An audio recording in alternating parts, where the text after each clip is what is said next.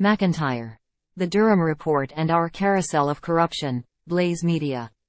The report from Special Counsel John Durham has been released, confirming what anyone with eyes to see already knew. The justice system in the United States is rotten to its core.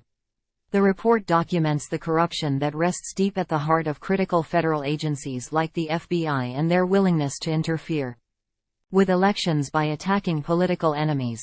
According to the report, the FBI was fully aware that the Russia collusion narrative was manufactured and advanced by the Hilary Clinton campaign in an attempt to smear the opposing presidential candidate, Donald Trump.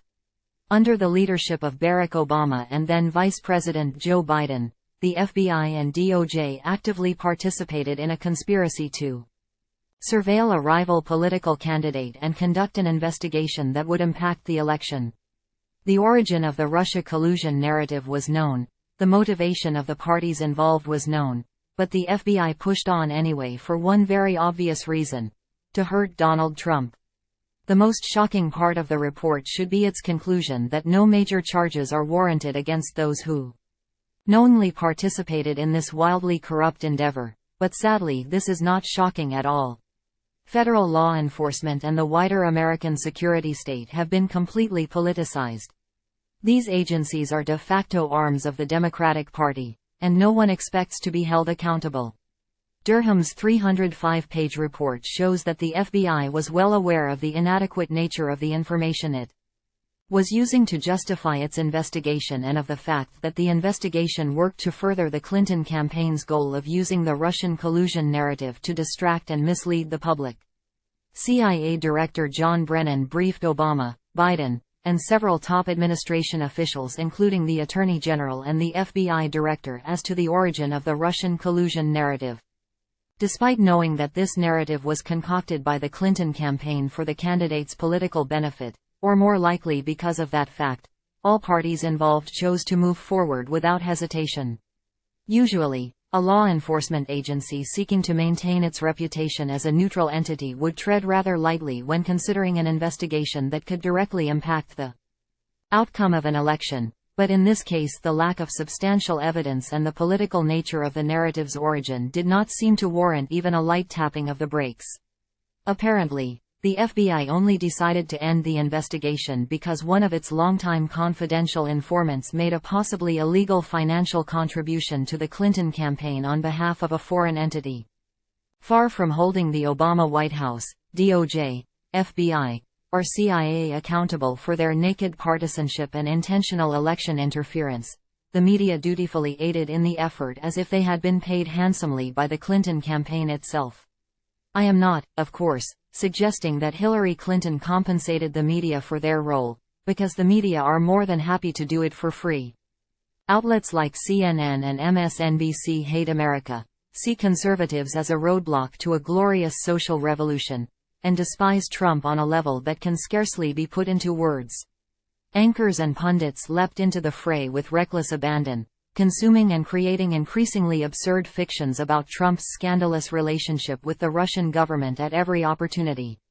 The idea that the Fourth Estate would hold the formal government accountable really does seem quaint in retrospect. The Russian collusion narrative would continue to haunt Trump throughout his presidency, derailing the administration and making it difficult to advance significant parts of his agenda. Democrat politicians and the media were able to hijack the term of a duly elected president because the FBI lent credibility to a narrative generated by the Clinton campaign for its own political benefit. Trump advisors like Carter Page and George Papadopoulos had their reputations destroyed while they were portrayed as traitors and forced to spend an egregious amount of time and money on a politically motivated witch hunt.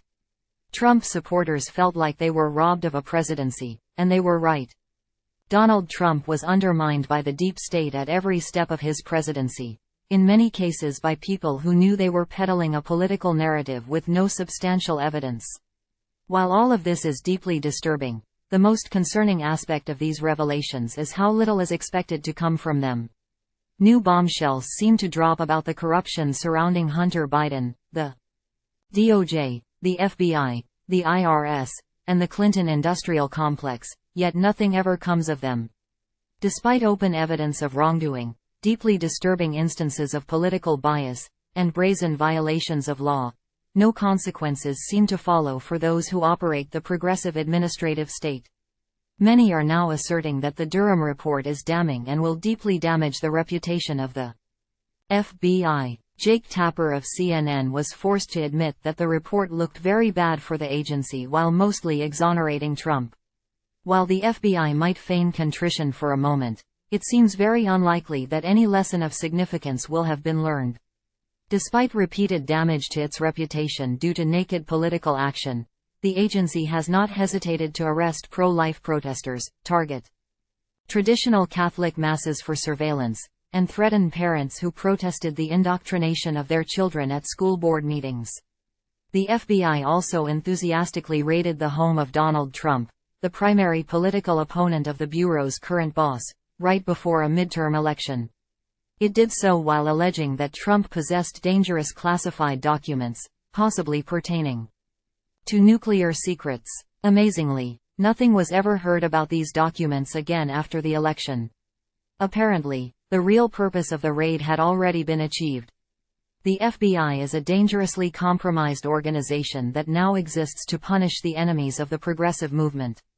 At some level, leftists understand that they have expended the credibility of America's institutions and shattered the illusion of neutrality.